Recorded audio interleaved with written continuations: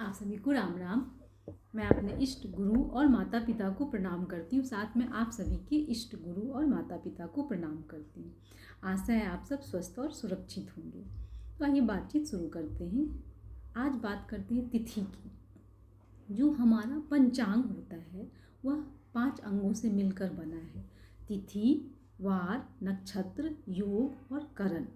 तो इसमें जो तिथि है उसकी बात कर रहे हैं। जैसे इंग्लिश कैलेंडर में 12 महीने होते हैं और उसका एक स्पेसिफिक नेम है जनवरी, फरवरी, मार्च अप टू दिसंबर। उसी तरह हिंदी के जो कैलेंडर हैं उसमें भी 12 महीने होते हैं और उसका भी अलग से नाम आता है। यह नाम इस प्रकार है: चैत्र, वैशाख, ज्येष्ठ, आषाढ़, सावन, भाद्रपद, आश्विन, कार्तिक, मार्गशीर्ष, पौष, माघ और फाल्गुन। तो फाल्गुन इसका लास्ट मंथ है और चैत्र इसका फर्स्ट मंथ है। अब ये जो महीने हैं इसमें 2 पक्ष होते हैं, कृष्ण पक्ष और शुक्ल पक्ष। जैसे कि फाल्गुन पूर्णिमा को हम होली मनाते हैं, तो उस दिन पूर्णिमा का मतलब हो गया कि उस दिन फुल मून है, पूरा चांद उस दिन है। और उसके ठीक नेक्स्ट डे से प्रतिपदा, उसके बाद द्वितीया, ये तिथि का नाम है। तो 16 तिथियां होती हैं। दोनों जो पक्ष होते हैं वो 15-15 दिनों के होते हैं, लेकिन 16 तिथियां कैसे होती हैं? एक पूर्णिमा और एक अमावस्या को हम ऐड करते हैं तो 16 तिथियां होती हैं। तो तिथि के नाम इस प्रकार हैं: प्रतिपदा, द्वितीया, तृतीया, चतुर्थी, पंचमी, षष्ठी, सप्तमी, अष्टमी, नवमी, दसवीं, एकादशी, द्वादशी, त्रयोदशी, चतुर्दशी और उसके बाद पूर्णिमा। अगर शुक्ल पक्ष है तो पूर्णिमा और कृष्ण पक्ष है तो अमावस्या। तो हो गई ना 16 तिथि। तो जो शुक्ल पक्ष है यानी कि जब पूर्णिमा हो गया तो उसके बाद से जो प्रतिपदा आती है, जो तिथियां आती हैं, उस समय चांद धीरे धीरे कम होता चला जाता है और थोड़ा सा लेट निकलता जाता है। जैसे कि जो हम लोग करवा चौथ मनाते हैं तो आप उस समय गौर करते होंगे कि चांद जो है 8:30 9:30 बजे के आसपास रात में निकलता है। क्यों? क्योंकि उससे ठीक 4 दिन पहले हम कोजागरी पूर्णिमा मनाते हैं, तो उस दिन पूर्णिमा था।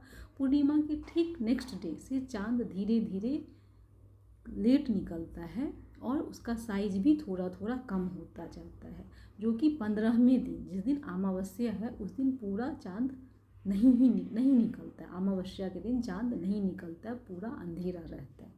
और अमावस्या के ठीक दूसरे दिन फिर से प्रतिपदा, द्वितीया, तृतीया स्टार्ट होती है और उस समय चांद धीरे धीरे दिखना शुरू होता है और उसका साइज थोड़ा थोड़ा बड़ा होता चला जाता है और 15वें दिन पूरा चांद निकलता है, जिसको कि हम पूर्णिमा कहते हैं। तो ये हमारी तिथि हो गई। तिथि के अंतर्गत तिथि निकालते कैसे हैं या फिर इन सारे तिथियों के स्वामी होते हैं, तो वो सब थोड़ा सा लेंदी प्रोसेस हो जाएगा। एक और चीज़ है कि इन तिथियों को हम 5 कैटेगरी में रखते हैं। तो ये 5 कैटेगरी हैं: नंदा, भद्रा, जया, रिक्ता और पूर्णा। तो नंदा तिथि जो है उसमें प्रतिपदा, षष्ठी और एकादशी यानी कि 1, 6 और 11 तिथियां जो आती हैं वो नंदा तिथि कहलाती है। दूसरा हो गया भद्रा। भद्रा तिथि में 2, 7 और 12 यानी कि द्वितीया, सप्तमी और द्वादशी तिथि भद्रा तिथि कहलाती है। तीसरा हो गया जया। तृतीया, अष्टमी, त्रयोदशी 3, 8, 13 तिथियां जो होती हैं वह जया तिथियां कहलाती हैं।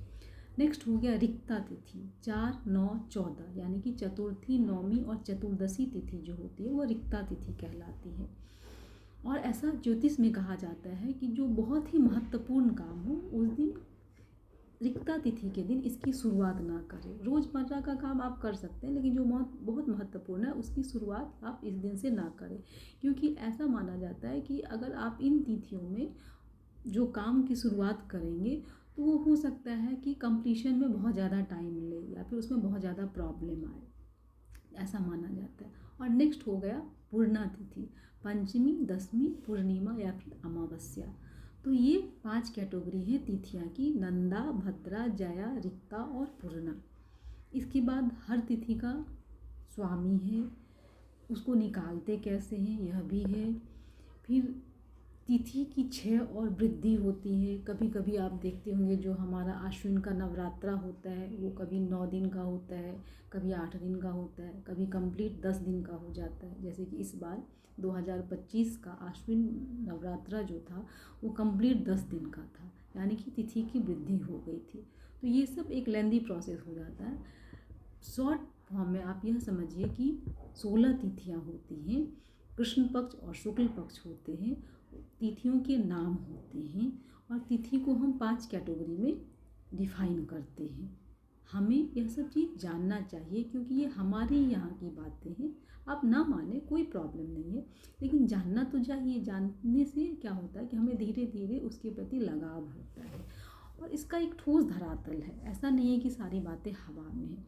तिथि से ही हम डिसाइड करते हैं कि कौन सा पर्व त्योहार कब पड़ता है, तो हमें यह सब चीज़ जानना चाहिए। तो पंचांग के अंतर्गत जो तिथि आती है उससे संबंधित ये सारी बातें थी। नेक्स्ट हम नक्षत्र या योग इस सब पे से किसी एक टॉपिक पे बात करेंगे। तो आज के लिए बस इतना ही। आप लोग तब तक स्वस्थ रहें, व्यस्त रहें, मस्त रहें। आप सभी का धन्यवाद। राम राम।